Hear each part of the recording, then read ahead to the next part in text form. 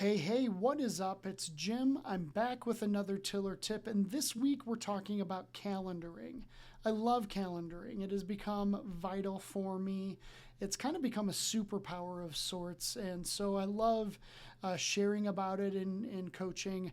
I know I've done another Tiller tip back in November of 2024 about calendaring, but it was a really specific part of calendaring. It really used the premise of if something is important, it has to live on your calendar. It has to take up that real estate. And so I was just using and introducing the premise that there's not a lot that's more important than speaking your wife's love language. No, there's some things that are more important, but that's a really high priority. And for me, if I leave it up to chance that I'm going to be inspired or have the desire to do it, it's just never going to happen. That's just the way it works. So if you'd like to go back and check out that Tiller tip, it's a great one. Calendaring them love languages. But this one is more of a broader look at calendaring as a whole. And the reason this is important is I coaching a lot of men. One of the common things that comes up is just, Jim, I am struggling to have discipline in my life. I just don't know how to get that dialed in. And I'm like, oh, well, dude, like, let's start with calendaring because that's a big deal for me. It's helped me a lot. There's been times where I've struggled with discipline, and calendaring is just like a great place to start. And so I will share with them my method and my methodology and my thought process. So we're actually going to go through my calendar this week. That it's going to feel a little weird. It's going to feel like a fine-tooth comb, but I think it's actually really important to demonstrate all the various tips that go into this. And I just like if you're ready and willing, I don't know where the calendar is going to live on the screen, but let's bring it up. And so the first thing you notice is it is color coded. So coaching appointments are in orange. Obviously, Tiller Coaching, orange, here we go. So I'm blocking out everyone's names. I don't want to give, I don't want to break confidentiality or whatever. So, but these are all my coaching appointments. Now, I am taking off Friday. I blocked off Friday on my scheduler system for the holiday, the 4th of July.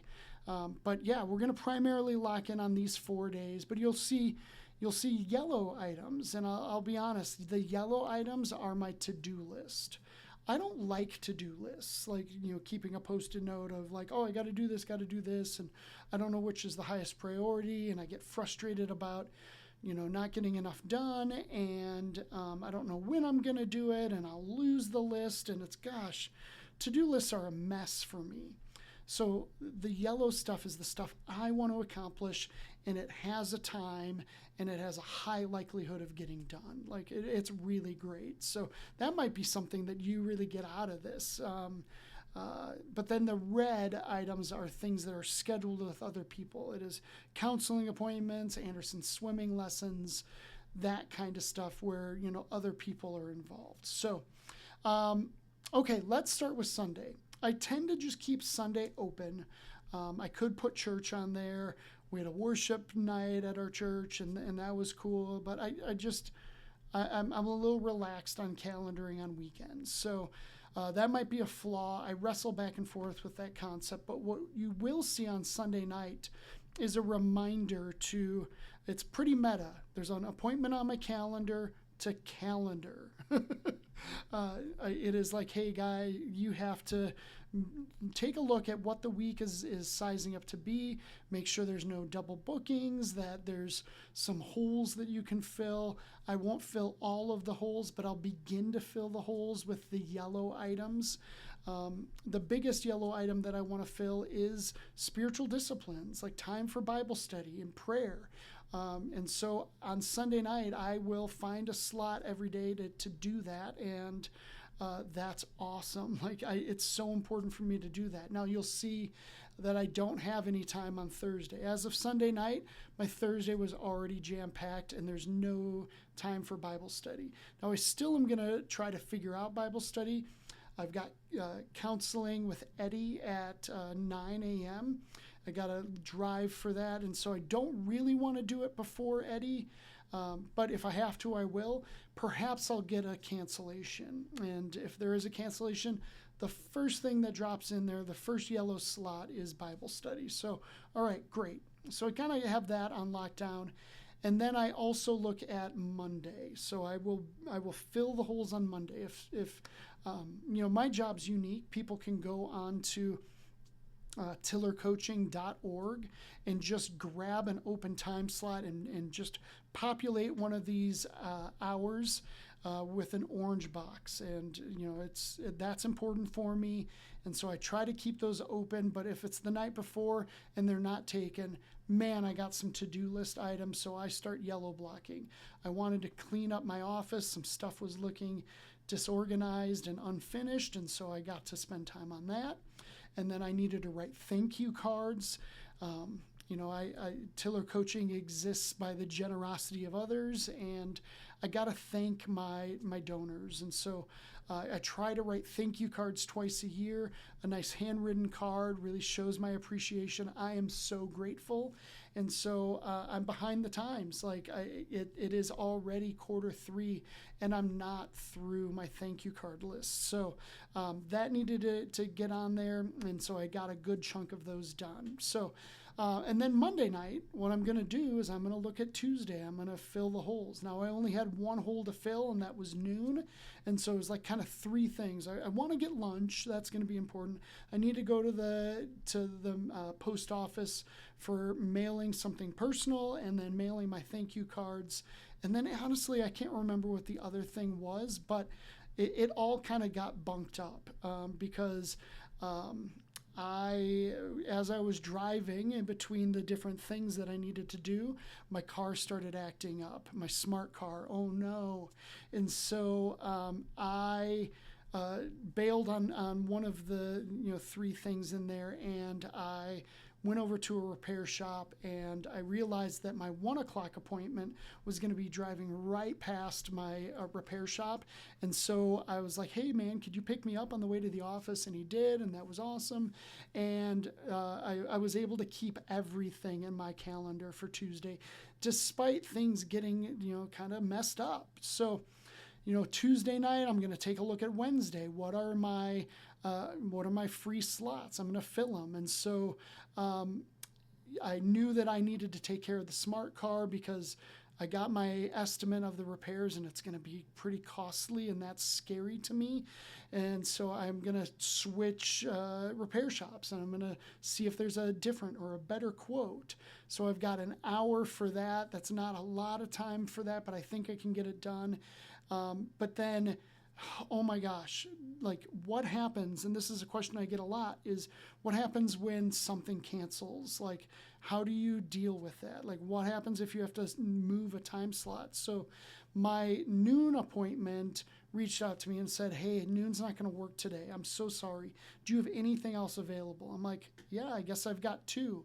I wanted to do my Tiller Tip at 2 o'clock, but it is technically available. So I got to move Tiller Tip to something else because that is a high priority. But let me show you what I did. I then got a full 2 hours to deal with my smart car. One of my friends, Chris, reached out and was like, what are you doing for lunch? I'm like, I'm going to get lunch, but I'm also dealing with my car. And he's like, well, it sounds like you need help with that. You don't need to pay for an Uber. Let me come and help you. And so that was awesome to be able to, readjust the time. And then Tiller Tip got moved down. I always want to move down as opposed to moving over. Moving to another day is suboptimal for me. If I have to, I will. But I moved it down, so it's kind of later at night. I've been here for a long time today, but it's all good, right? So that's really the essence of calendaring is, making sure you've got regular rhythms of checking it and making it your to-do list and really plugging those holes well. So the last thing I want to address is that, if I got a hole that I don't fill or if I get a cancellation I don't know what to do with, I will tend to just fill it with garbage like doom scrolling, Instagram, or Monopoly Go or something. And, that's just to me suboptimal.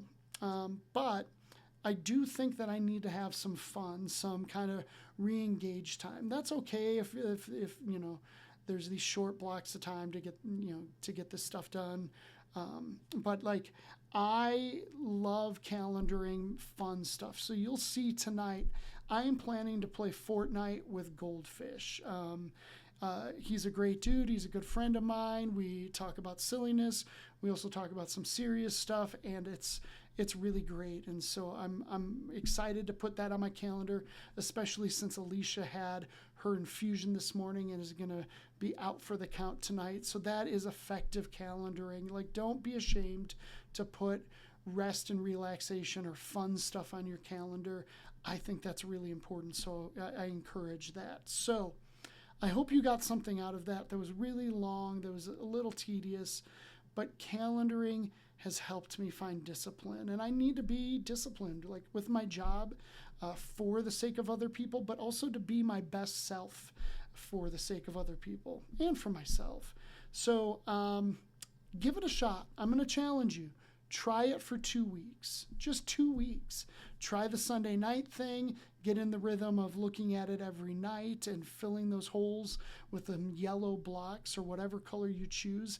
I just think it's such a better way, and it might be the thing that unlocks discipline in your life or just makes things easier and better for you. So thank you for checking this out. That was really long, and I'm just really grateful for all of you. So I will see you next time. All right, see ya.